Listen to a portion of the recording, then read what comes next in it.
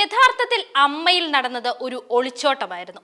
താരസംഘടനയിലെ നേതൃസ്ഥാനങ്ങളിൽ ഇരിക്കുന്ന താരങ്ങൾക്കെതിരെ വന്ന ആരോപണങ്ങളിൽ മറുപടി നൽകാതെയുള്ള അമ്മ നേതൃത്വത്തിന്റെ ഒളിച്ചോട്ടം. അതായത് അവരുടെയൊക്കെ ഹീറോയിസവും മീശ പിരിക്കലും ഇടിവെട്ട് ഡയലോഗും ഒക്കെ സ്ക്രീനിൽ മാത്രമേയുള്ളൂ.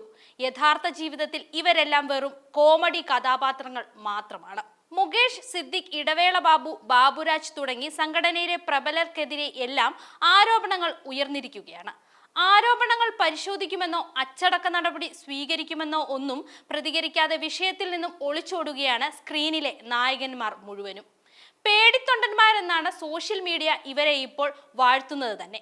അമ്മ പ്രസിഡന്റ് സ്ഥാനം രാജിവെച്ച് മുങ്ങിയ മോഹൻലാലാണ് ട്രോളുകൾ ഏറ്റുവാങ്ങുന്നതെങ്കിലും 20 വർഷങ്ങൾക്ക് മുൻപുള്ള കാര്യങ്ങൾ വരെ ആരോപണങ്ങളായ സ്ഥിതിക്ക് മമ്മൂട്ടി അടക്കമുള്ള താരങ്ങൾ താരസംഘടനയുടെ ഭാഗത്തു നിന്നും ഉത്തരം പറയാൻ ബാധ്യസ്ഥരാണ്. എന്നാൽ ഇത്രയൊക്കെ ആയിട്ടും സ്വന്തം തൊഴിൽ മേഖല നിന്ന് കത്തുമ്പോഴും വിഷയത്തിൽ യാതൊരുവിധ പ്രതികരണങ്ങളും നടത്താൻ സൂപ്പർ താരങ്ങൾക്ക് ധൈര്യമില്ല.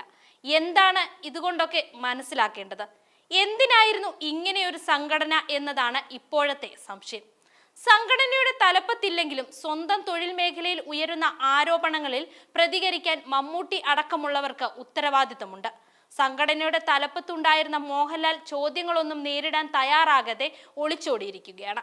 അമ്മ ഭരണസമിതി തന്നെ പിരിച്ചുവിട്ട സാഹചര്യത്തിൽ നിലവിൽ ഉയരുന്ന ചോദ്യങ്ങൾക്ക് ആരും തന്നെ മറുപടി നൽകേണ്ടതില്ലെന്നാണ് സംഘടനയുടെ വാദം. തെരഞ്ഞെടുപ്പ് നടന്ന് പുതിയ ഭരണസമിതി നിലവിൽ വരാൻ ചുരുങ്ങിയത് 2 മാസമെങ്കിലും എടുക്കും. ഇതോടെ വിഷയം ഒതുങ്ങുമെന്നാണ് സംഘടന വിലയിരുത്തുന്നത്.